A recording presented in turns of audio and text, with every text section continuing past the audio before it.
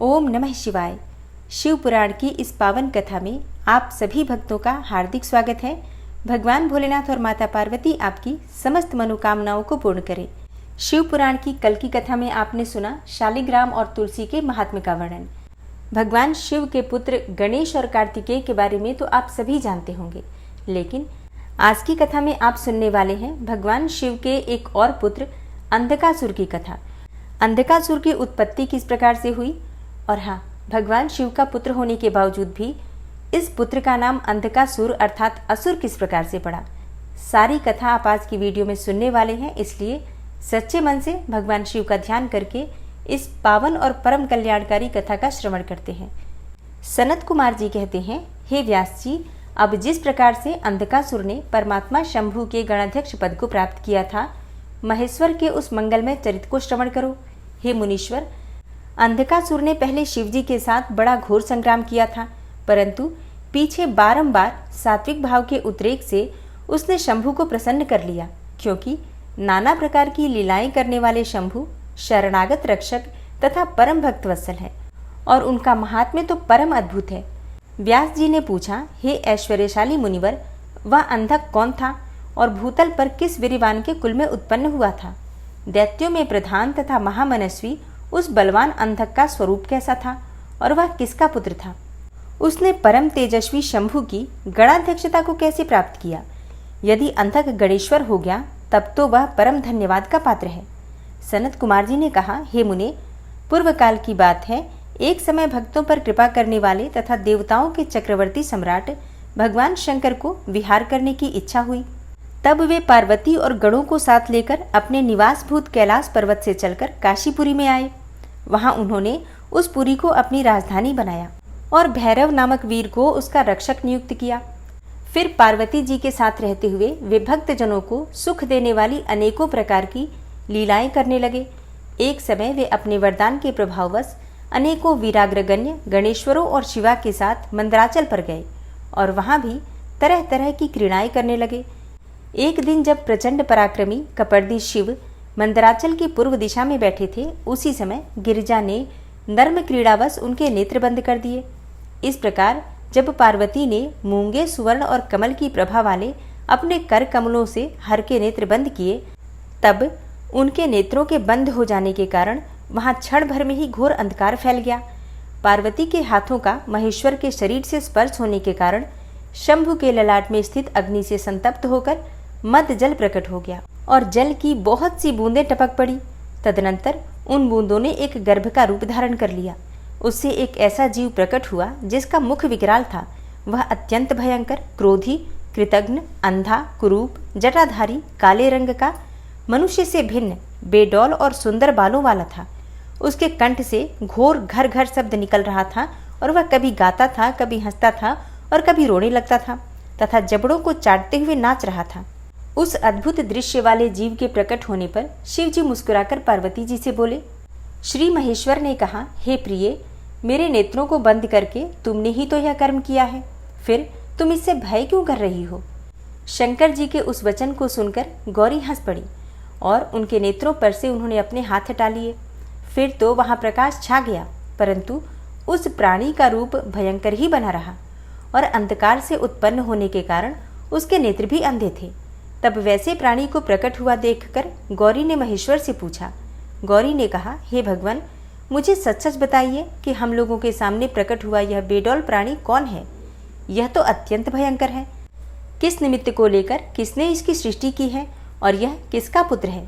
सनत कुमार जी कहते हैं, हे महर्षि, जब लीला रचने वाली तथा तीनों लोकों की जननी गौरी ने सृष्टिकर्ता की उस अंधी सृष्टि के विषय में यूं प्रश्न किया, तब लीला विहारी भगवान शंकर अपनी प्रिया के उस वचन को सुनकर कुछ मुस्कुराए और इस प्रकार बोले।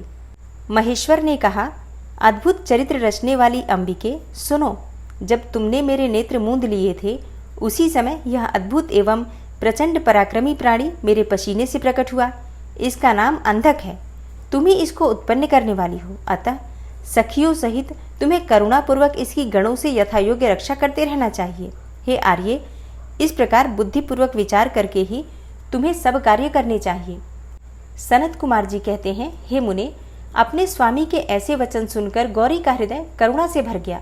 वे अपनी सखियों सहित अंधक की अपने पुत्र की भांति नाना प्रकार के उपायों द्वारा रक्षा करने लगी। उसके बाद शिशिर ऋतु आने पर दैत्य हिरण्याक्ष पुत्र की कामना से उसी वन में आया, क्योंकि उसकी पत्नी ने उसके ज्येष्ठ बंधु की संतान परंपरा को देखकर उसे संतानार्थ तपश्चर्या के लिए प्रेरित किया था। वहां वह कश्यप नंदन हिरण्याक्ष वन का आश्रय लेकर पुत्र प्राप्ति के लिए घोर तप करने लगा।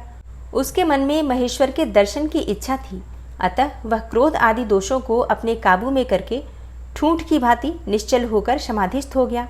हे द्विजेंद्र, तब जिसकी ध्वजा में वृषभ का चिन्ह वर्तमान है तथा जो पिनाक धारण करने वाले हैं, वे महेश उसकी तपस्या से पूर्णतया प्रसन्न होकर उसे वर प्रदान करने के लिए चले और उस स्थान पर पहुंचकर दैत्य प्रवर हिरण्याक्ष से बोले।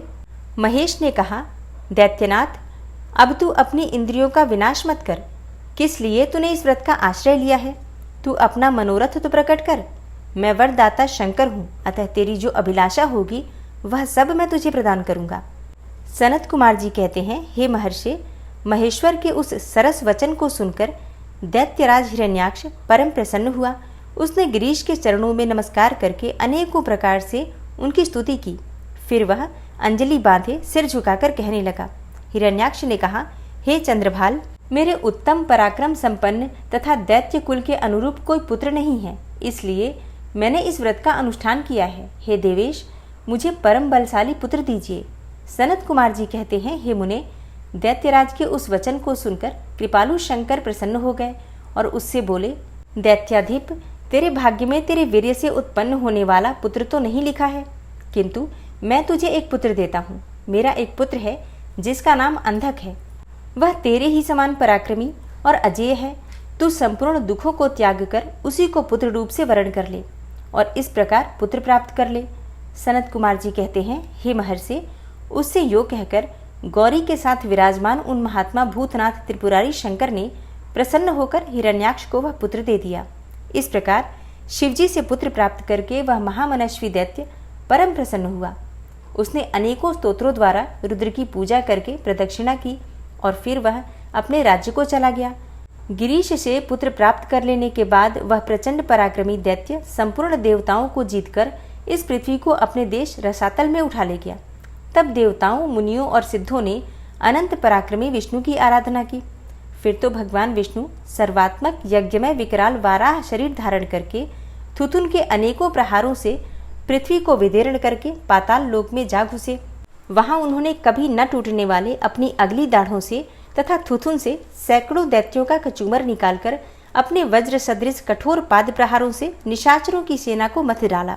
तत्पश्चात अद्भुत एवं प्रचंड तेजस्वी विष्णु ने करोड़ों सूर्यों के समान प्रकाशमान सुदर्शन चक्र से हिरण्याक्ष के प्रज्वलित शिर को काट लिया और दुष्ट दैत्यों को जलाकर भस्म कर दिया। यह देखकर देवराज इंद्र को बड़ी प्रसन्नता हुई।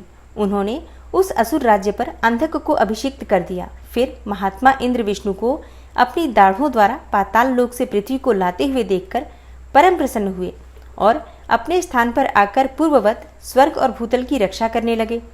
इधर वाराह रूप धारण करके उत्तम कार्य करने वाले उग्र रूपधारी श्रीहरि प्रसन्न चित्त हुए समस्त देवों, मुनियों और पद्मयोनि ब्रह्मा द्वारा प्रशंसित होकर अपने लोक को चले गए। इस प्रकार वाराह रूपधारी विष्णु द्वारा असुर राज हिरण्याक्ष के मारे जाने पर समस्त देव, मुनि तथा अन्यान्य सभी जीव सुखी हो गए। सनत कुमार जी आगे कहते हैं, हे व्यास जी, इधर वाराह रूपधारी श्रीहरि के द्वारा इस प्रकार भाई के मारे जाने पर हिरण्यकशिपु शोक और क्रोध से संतप्त हो उठा। श्री हरि के साथ वैर करना तो उसे रुचता ही था, अतः उसने संहार प्रेमी वीर असुरों को प्रजा का विनाश करने के लिए आज्ञा दे दी। तब वे संहार प्रिय असुर स्वामी की आज्ञा को सिर चढ़ाकर देवताओं और प्रजाओं का विनाश करने लगे। इस प्रकार जब उन दुष्ट चित्त वाले असुरों द्वारा सारा देवलोक तहस नहस कर दिया गया, तब देवता स्वर्ग को छोड़कर गुप्त रूप से भूतल पर विचरने लगे। उधर भाई की मृत्यु से दुखी हुए हिरण्यकशिपु ने भाई को जलांजलि देकर उसकी स्त्री आदि को ढाढ़स बंधाया। तत्पश्चात उस दैत्यराज ने अपने लिए विचार किया कि मैं अजेय, अजर और अमर हो जाऊं, मेरा ही एक छत्र साम्राज्य रहे और मेरा प्रतिद्वंदी कोई न रह जाए। यो धारणा बनाकर वह मंदराचल पर गया और वहां एक गुफा में अत्यंत घोर तपस्या करने लगा। उस समय वह पैर के अंगूठे के बल खड़ा था। उसकी भुजाएं ऊपर को उठी थी और दृष्टि आकाश की ओर लगी थी। उसकी तपस्या से संतप्त होकर देवताओं का मुख विकृत हो उठा। वे स्वर्ग को छोड़कर ब्रह्मलोक में जा पहुंचे और उन्होंने ब्रह्मा से अपना दुखड़ा कह सुनाया। हे व्यास जी, उन देवताओं के इस प्रकार कहने पर स्वयंभू ब्रह्मा भृगु और दक्ष आदि के साथ उस दैत्येश्वर के आश्रम पर गए। तब जिसने अपनी तप से संपूर्ण लोकों को संतप्त कर दिया था, उस हिरण्यकशिपु ने वर देने के लिए आए हुए पद्मयोनि ब्रह्मा को अपने सामने उपस्थित देखा। उधर पितामह ने भी उससे कहा, वर मांगो। तब जिसकी बुद्धि मोहित नहीं हुई थी, उस असुर ने विधाता की उस मधुर वाणी को सुनकर इस प्रकार कहा। हिरण्यकशिपु बोला, हे ऐश्वर्यशाली प्रजापति, हे पितामह, मैं चाहता हूँ कि स्वर्ग में, भूतल पर, दिन में, रात में अथवा नीचे कहीं भी शस्त्र, अस्त्र, पाश, वज्र, शुष्क, वृक्ष, पर्वत, जल, अग्नि के रूप में शत्रु के प्रहार से देवता, दैत्य, मुनि, सिद्ध, किंबहुना आप द्वारा रचे हुए जीवों के हाथों मुझे कभी भी मृत्यु का भय न हो। सनत कुमार जी कहते हैं, हे मुने, हिरण्यकशिपु के ऐसे वचन सुनकर पद्मयोनि ब्रह्मा के मन में दया का भाव जागृत हो उठा। उन्होंने मन ही मन विष्णु को प्रणाम करके उससे कहा, हे दैत्येंद्र, मैं तुझ पर प्रसन्न हूँ, अतः तुझे सारी वस्तुएं प्राप्त होंगी।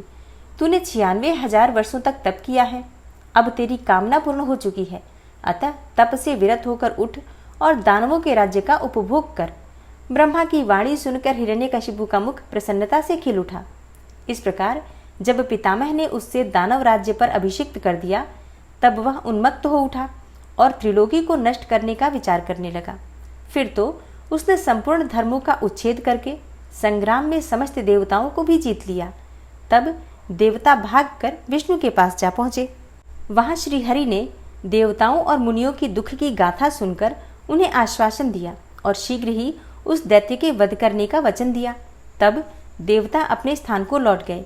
तदनंतर महात्मा विष्णु ने ऐसा रूप धारण किया जो आधा सिंह और आधा मनुष्य का था।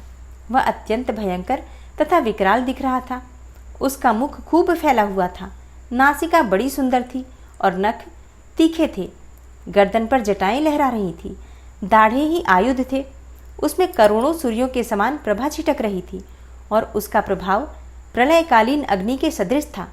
अधिक कहाँ तक कहा जाए, वह रूप तो जगन्मय था।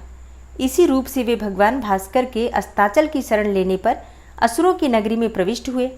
उन अतुल प्रभावशाली नृसिंह को देखकर सभी दैत्य एक साथ ही उन पर टूट पड़े। अब उन अद्भुत पराक्रमी नृसिंह ने महाबली दैत्यों के साथ युद्ध करके बहुतों को मार डाला और बहुतों को पकड़कर तोड़ मरोड़ दिया और फिर वे उस नगर में घूमने लगे। तब उन सर्वमय सिंह को देखकर दैत्यराज के पुत्र प्रहलाद ने राजा से कहा, यह मृगेंद्र तो जगन्मय दिख रहा है, ये यहाँ किस लिए आया है? प्रहलाद ने पुनः कहा, हे पिताजी, मुझे तो ऐसा प्रतीत हो रहा है कि ये भगवान अनंत हैं और नृसिंह का रूप धारण करके आपके नगर में प्रविष्ट हुए हैं, क्योंकि मुझे इनकी मूर्ति बड़ी विकराल दिख रही है। अतः आप युद्ध से हटकर इनकी शरण में जाइए। इनसे बढ़कर त्रिलोकी में दूसरा कोई योद्धा नहीं है, इसलिए आप इन मृगेंद्र के सामने झुककर अपने राज्य का उपभोग कीजिए। अपने पुत्र की बातें सुनकर उस दुरात्मा ने उससे कहा, बेटा, क्या तू भयभीत हो गया है? अपने पुत्र से जो कहकर दैत्यों के अधिपति राजा हिरण्यकशिपु ने महाबली दैत्यों को आज्ञा देते हुए कहा, वीरो, तुम लोग इस बेडौल भ्रिकुटी और नेत्र वाले सिंह को पकड़ लो। तब स्वामी की आज्ञा से उन मृगेंद्र को पकड़ने की इच्छा से वे सभी बड़े बड़े दैत्य रणभूमि में घुसे, परंतु जैसे रूप की अभिलाषा से अग्नि में प्रवेश करने वाले पतंगे जल भुन जाते हैं, उसी तरह वे सब के सब क्षण भर में ही जलकर भस्म हो गए। दैत्यों के दग्ध हो जाने पर भी वह दैत्यराज संपूर्ण शस्त्र, अस्त्र, शक्ति, वृष्टि, पाश, अंकुश और पावक आदि से उन मृगेंद्र के साथ लोहा लेता ही रहा।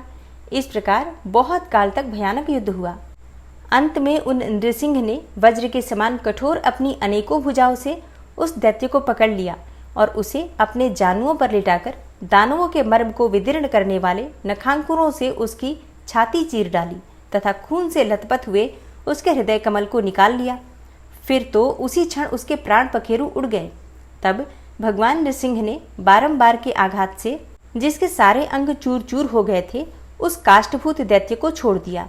उस समय उस देव शत्रु के मारे जाने पर उन्हें बड़ी प्रसन्नता हुई। उसी अवसर पर प्रहलाद ने आकर उनके चरणों में सिर झुकाया। तब अद्भुत पराक्रमी विष्णु ने प्रहलाद को बुलाकर उन्हें दैत्यों के राज्य पर अभिषिक्त कर दिया और स्वयं अतर्कित गति को प्राप्त हो गए, अर्थात अंतर्ध्यान हो गए। तदनंतर पितामह आदि समस्त सुरेश्वर परम प्रसन्न होकर अपना कार्य सिद्ध करने वाले पूजनीय भगवान विष्णु को उसी दिशा में प्रणाम करके अपने अपने धाम को चले गए। हे विप्रवर, प्रसंगवश मैंने रुद्र से अंधक की उत्पत्ति, वाराह से हिरण्याक्ष की मृत्यु, नृसिंह के हाथों उसके भाई का विनाश और प्रहलाद की राज्य प्राप्ति का वर्णन कर दिया।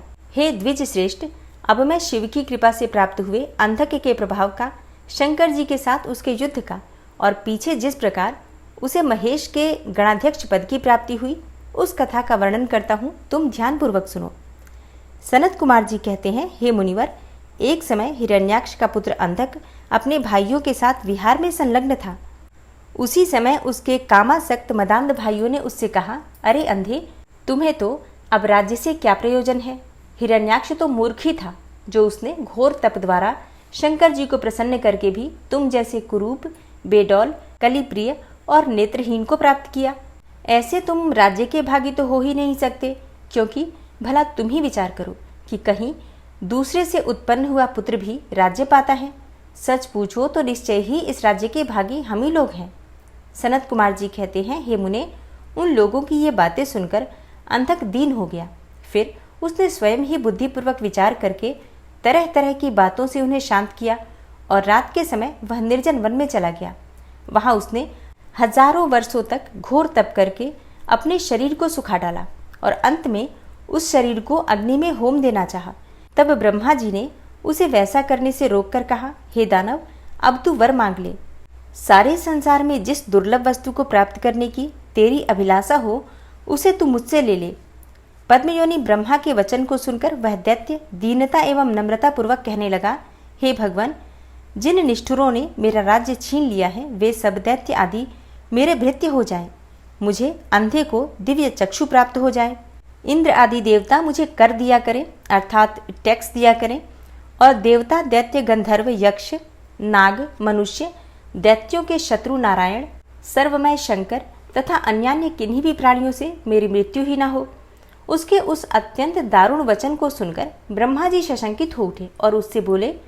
ब्रह्मा जी ने कहा, हे दैत्येंद्र, ये सारी बातें तो हो जाएंगी, किंतु तू अपने विनाश का कोई कारण भी तो स्वीकार कर ले, क्योंकि जगत में कोई ऐसा प्राणी न हुआ है और न आगे होगा ही जो काल के गाल में न गया हो। फिर तुझ जैसे सत्पुरुषों को तो अत्यंत लंबे जीवन का विचार त्याग ही देना चाहिए। ब्रह्मा के इस अनुनय भरे वचन को सुनकर वह दैत्य पुनः बोला। अंधक ने कहा, हे प्रभु, तीनों कालों में जो उत्तम, मध्यम और नीच नारियां होती हैं, उन्हीं नारियों में से कोई रत्नभूता नारी मेरी भी जननी होगी। वह मनुष्य लोक के लिए दुर्लभ तथा शरीर, मन और वचन से भी अगम्य है। उसमें राक्षस भाव के कारण जब मेरी काम भावना उत्पन्न हो जाए तभी मेरा नाश हो। उसकी बात सुनकर स्वयंभू भगवान ब्रह्मा को महान आश्चर्य हुआ। वे शंकर जी के चरण कमलों का स्मरण करने लगे। तब शंभू की आज्ञा पाकर वे उस अंधक से बोले। ब्रह्मा जी ने कहा, हे दैत्यवर, तू जो कुछ चाहता है तेरे वे सभी सकाम वचन पूर्ण होंगे। हे दैत्येंद्र, अब तू उठ, अपना अभिष्ट प्राप्त कर और सदा वीरों के साथ युद्ध करता रहे। सनत कुमार जी आगे कहते हैं, हे मुनीस, हिरण्याक्ष पुत्र अंधक के शरीर में नसें और हड्डियां ही शेष रह गई थी। वह ब्रह्मा के ऐसे वचन को सुनकर शीघ्र ही भक्ति पूर्वक उन लोकेश्वर के चरणों में लौट गया और इस प्रकार बोला। अंधक ने कहा, हे विभो, जब मेरे शरीर में नसें और हड्डियां मात्र ही शेष रह गई हैं, तब भला इस देह से शत्रु सेना में प्रवेश करके मैं कैसे युद्ध कर सकूंगा। अतः अब आप अपने पवित्र हाथ से मेरा स्पर्श करके इस शरीर को मांसल बना दीजिए। सनत कुमार जी कहते हैं, हे महर्षि, अंधक की प्रार्थना सुनकर ब्रह्मा जी ने अपने हाथ से उसके शरीर का स्पर्श किया और फिर वे मुनिगणों तथा सिद्ध समूहों से भली भांति पूजित होकर देवताओं के साथ अपने धाम को चले गए। ब्रह्मा के स्पर्श करते ही उस दैत्यराज का शरीर भरा पूरा हो गया, जिससे उसमें बल का संचार हो आया तथा नेत्रों के प्राप्त हो जाने पर वह सुंदर भी दिखने लगा। तब उसने प्रसन्नतापूर्वक अपने नगर में प्रवेश किया। उस समय प्रहलाद आदि श्रेष्ठ दानवों ने जब उसे वरदान प्राप्त करके आया हुआ जाना, तब वे सारा राज्य उसे समर्पित करके उसके वशवर्ती भृत्य हो गए। इसके बाद अंधक सेना और भृत्य वर्ग को साथ लेकर स्वर्ग को जीतने के लिए गया। वहां संग्राम में समस्त देवताओं को पराजित करके उसने वज्रधारी इंद्र को अपना करद बना लिया। उसने यत्र तत्र बहुत सी लड़ाइयां लड़कर नागों, सुपर्णों, श्रेष्ठ राक्षसों, गंधर्वों, यक्षों, मनुष्यों, बड़े बड़े पर्वतों, वृक्षों और सिंह आदि समस्त चौपायों को भी जीत लिया। यहाँ तक कि उसने चराचर त्रिलोकी को अपने वश में कर लिया। इसके बाद वह रसातल में, भूतल पर और स्वर्ग में जितनी सुंदर रूप वाली नारियां थीं, उनमें से हजारों को, जो अत्यंत दर्शनीय तथा अपने अनुकूल थी, साथ लेकर विभिन्न पर्वतों पर तथा नदियों के रमणीय तटों पर विहार करने लगा। दैत्यराज अंधक सदा दुष्टों का ही संग करता था। उसकी बुद्धि मद से अंधी हो गई थी, जिससे उस मूढ़ को इसका कुछ भी ज्ञान नहीं रह गया कि परलोक में उसकी आत्मा को सुख देने वाला भी कोई कर्म करना चाहिए। इस प्रकार वह महामनस्वी दैत्य उन्मत्त होकर और अपने सारे प्रधान पुत्रों को कुतर्कवाद से पराजित करके दैत्यों सहित संपूर्ण वैदिक धर्मों का विनाश करता हुआ विचरण करने लगा। वह धन के मद से अभिभूत होकर वेद, देवता, ब्राह्मण और गुरु आदि किसी को भी नहीं मानता था। प्रारब्धवश उसकी आयु समाप्त हो चुकी थी। इसी से वह स्वेच्छाचार से प्रवृत्त हो व्यर्थ में ही अपनी आयु के शेष दिन गंवाता हुआ रमण कर रहा था। उस दानव श्रेष्ठ के 3 मंत्री थे, जिनका नाम था दुर्योधन, वैधस और हस्ती। एक समय उन तीनों ने उस पर्वत के किसी रमणीय स्थान पर एक परम रूपवती नारी को देखा। उसे देखकर वे शीघ्रगामी श्रेष्ठ दैत्य हर्षमग्न होकर तुरंत ही महादैत्यपति वीरवर अंधक के पास पहुंचे और बड़े प्रेम से उस देखी हुई घटना का वर्णन करने लगे। मंत्रियों ने कहा, हे दैत्येंद्र, यहाँ एक गुफा के भीतर हमने एक मुनि को देखा है। ध्यानस्थ होने के कारण उसके नेत्र बंद हैं। वह बड़ा रूपवान है। उसके मस्तक पर अर्धचंद्र की कला अपनी छटा बिखेर रही है और कमर में गजेंद्र की खाल बंधी हुई है। बड़े बड़े नाग उसके सारे शरीर में लिपटे हुए हैं। खोपड़ियों की माला ही उस जटाधारी का आभूषण है। उसके हाथ में त्रिशूल है तथा एक विशाल धनुष और बाण तोड़ीर भी वह धारण किए हुए है। उसका अक्षसूत्र स्पष्ट दिख रहा है। उसके 4 भुजाएं तथा लंबी लंबी जटाएं हैं। वह खड्ग, त्रिशूल और लकुट धारण किए हुए हैं। उसकी आकृति अत्यंत गौर है और उस पर भस्म का अनुलेप लगा हुआ है। वह अपने उत्कृष्ट तेज से सुशोभित हो रहा है। इस प्रकार उस श्रेष्ठ तपस्वी का सारा वेश ही अद्भुत है। उससे थोड़ी ही दूर पर हमने एक और पुरुष को देखा है, जो विकराल वानर सा है। उसका मुख बड़ा भयंकर है। वह सभी आयुध धारण किए हुए हैं, परंतु उसका हाथ रुक्ष है। वह उस तपस्वी की रक्षा में तत्पर है। उसके पास ही एक बूढ़ा सफेद रंग का बैल भी बैठा है। उस बैठे हुए तपस्वी के पार्श्व भाग में हमने एक शुभ लक्षण संपन्ना नारी को भी देखा है। वह भूतल पर रत्न स्वरूपा है। उसका रूप बड़ा मनोरम है और तरुणी होने के नाते वह मन को मोह लेती है। मूंगे, मोती, मणि, सुवर्ण, रत्न और उत्तम वस्त्रों से वह सुसज्जित है। उसके गले में सुंदर मालाएं लटक रही हैं। कहाँ तक कहें, वह इतनी सुंदरी है कि जिसने उसे एक बार देख लिया, उसी का नेत्र धारण करना सफल है। उसे फिर इस लोक में अन्य वस्तुओं को देखने से क्या प्रयोजन है। वह दिव्य नारी पुण्यात्मा मुनिवर महेश की मान्या एवं प्रियतमा भार्या है। हे दैत्येंद्र, आप तो उत्तमोत्तम रत्नों का उपभोग करने वाले हैं, अतः उसे यहाँ बुलवाकर देखिए। वह आपके भी देखने योग्य है। सनत कुमार जी कहते हैं, हे मुनिश्रेष्ठ, मंत्रियों के उन वचनों को सुनकर दैत्यराज अंधक कामातुर हो उठा। उसके सारे शरीर में कंप छा गया। फिर तो उसने तुरंत ही दुर्योधन आदि को उस मुनि के पास भेजा। मंत्रियों ने वहां जाकर मुनीश्वर को प्रणाम करके उनसे अंधकासुर का संदेश कहा तथा बदले में शिवजी का उत्तर सुनकर वे लौटकर अंधक से बोले। मंत्रियों ने कहा, हे राजन, आप तो संपूर्ण दैत्यों के स्वामी हैं, फिर भी उस महान पराक्रमी वीरवर तपस्वी मुनि ने अपनी बुद्धि से त्रिलोकी को तृण के समान समझकर हंसते हुए आपके लिए ऐसी बातें कही है। उस निशाचर का शौर्य और धैर्य अस्थिर है। वह दानव, कृपण, सत्वहीन, क्रूर, कृतघ्न और सदा ही पाप कर्म करने वाला है। क्या उसे सूर्यपुत्र यम का भय नहीं है? कहाँ तो मैं, मेरे दारुण शस्त्र और मृत्यु को भी संत्रस्त कर देने वाला युद्ध, और कहाँ वह वानर का सा मुख वाला डरपोक निशाचर, जिसके सारे अंग बुढ़ापे से जर्जर हो गए हैं। कहाँ मेरा यह स्वरूप और कहाँ तेरी मंदभाग्यता। तेरी सेना भी तो नहीं के बराबर ही है। फिर भी यदि तुझमें कुछ सामर्थ्य हो तो युद्ध के लिए तैयार हो जा और आकर कुछ अपनी करतूत दिखा। मेरे पास तुझ जैसे पापियों का विनाश करने वाला वज्र सरीखा भयंकर शस्त्र है और तेरा शरीर तो कमल के समान कोमल है। ऐसी दशा में विचार करके तुझे जो रुचिकर प्रतीत हो वह कर। सनत कुमार जी कहते हैं, हे मुनिवर, मंत्रियों की बातें सुनकर माता पार्वती पर मोहित हुआ वह कामांध राक्षस विशाल सेना लेकर चल दिया और वहां पहुंचकर नंदीश्वर से युद्ध करने लगा। बड़ा भयानक युद्ध हुआ। उस समय युद्धस्थल में चर्बी, मज्जा, मांस और रक्त की कीच मच गई। वहां सिर कटे हुए धड़ नाच रहे थे और कच्चा मांस खाने वाले जानवर चारों ओर व्याप्त हो गए थे, जिससे वह बड़ा भयंकर लग रहा था। थोड़ी ही देर में दैत्य भाग खड़े हुए।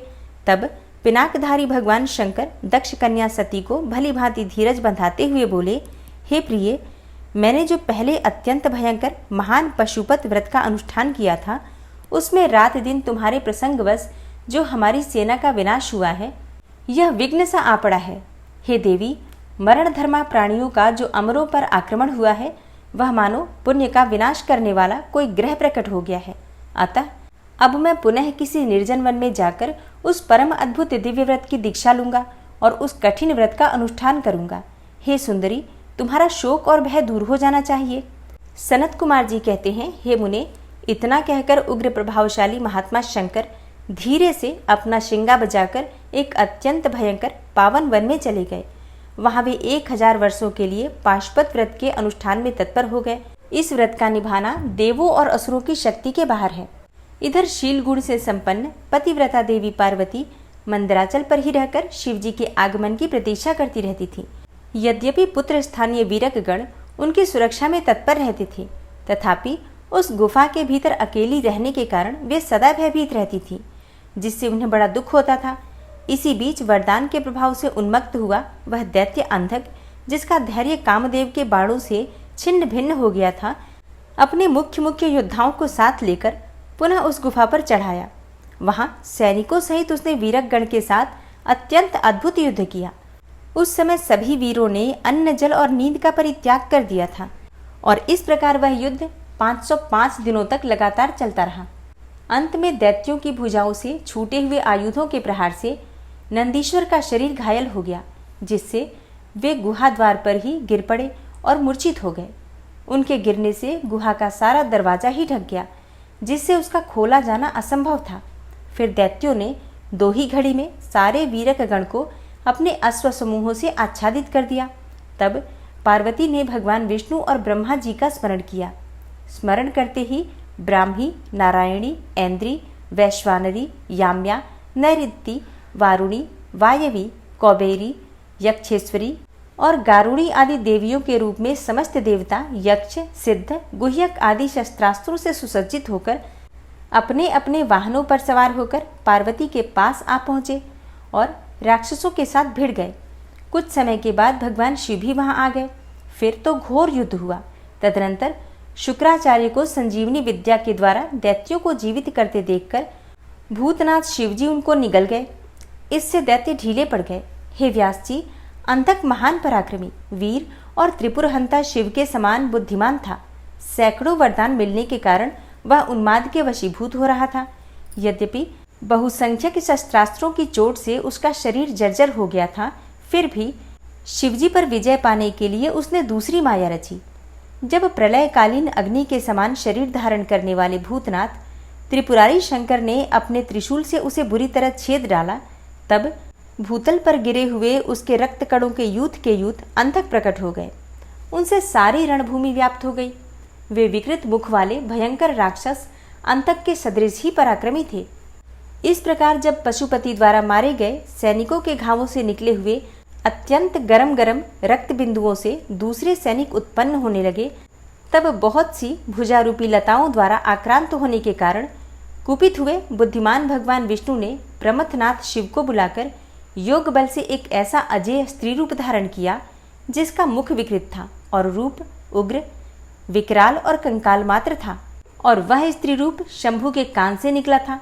जब उन देवी ने रणभूमि में उपस्थित होकर अपने युगल चरणों से पृथ्वी को अलंकृत किया, तब सभी देवता उनकी स्तुति करने लगे। तत्पश्चात भगवान ने उनकी बुद्धि को प्रेरित किया। फिर तो वे क्षुधार्त होकर रण के मुहाने पर उन सैनिकों के तथा दैत्यराज के शरीर से निकले हुए अत्यंत गरम गरम रुधिर का पान करने लगी, जिससे राक्षसों का उत्पन्न होना बंद हो गया। तदनंतर एकमात्र अंधक ही बच गया। यद्यपि उसके शरीर का रक्त सूख गया था, तथापि वह अपने कुलोचित सनातन छात्र धर्म का स्मरण करके अविनाशी भगवान शंकर के साथ भयंकर थप्पड़ों से, वज्र सदृश जानुओं और चरणों से, वज्राकार नखों से, मुख, भुजा और सिरों से संग्राम करता रहा। तब प्रमथनाथ भगवान शिव ने रणभूमि में उनका हृदय विदीर्ण करके उसे शांत कर दिया। फिर त्रिशूल भोंक कर उसे स्थाणु के समान ऊपर को उठा लिया। उसका जर्जर शरीर नीचे को लटक रहा था। सूर्य की किरणों ने उसे सुखा दिया। पवन के झोंकों से युक्त मेघों ने मूसलाधार जल बरसाकर उसे गीला कर दिया। हिमखंड के समान शीतल चंद्रमा की किरणों ने उसे विशीर्ण कर दिया। फिर भी उस दैत्यराज ने अपने प्राणों का परित्याग नहीं किया। उसने विशेष रूप से शिवजी का स्तवन किया। तब करुणा के अगाध सागर शंभु प्रसन्न हो गए और उन्होंने उसे प्रेम पूर्वक गणाध्यक्ष का पद प्रदान किया। तत्पश्चात युद्ध के समाप्त हो जाने पर लोकपालों ने नाना प्रकार के सार गर्भित स्तोत्रों द्वारा विधि पूर्वक शिवजी की अर्चना की और हर्षित हुए ब्रह्मा, विष्णु आदि देवों ने गर्दन झुकाकर उत्तमोत्तम स्तुतियों द्वारा उनका स्तवन किया। फिर जय जयकार करते हुए वे आनंद मनाने लगे। तदनंतर शिवजी उन सबको साथ लेकर आनंद पूर्वक गिरिराज की गुफा को लौट आए। वहां उन्होंने अपने ही अंशभूत पूजनीय देवताओं को नाना प्रकार की भेंट समर्पित करके उन्हें विदा किया और स्वयं प्रमुदित हुई गिरिराज कुमारी के साथ उत्तमोत्तम लीलाएं करने लगे। ओम नमः शिवाय। जय शिव शंभु। जय भोलेनाथ।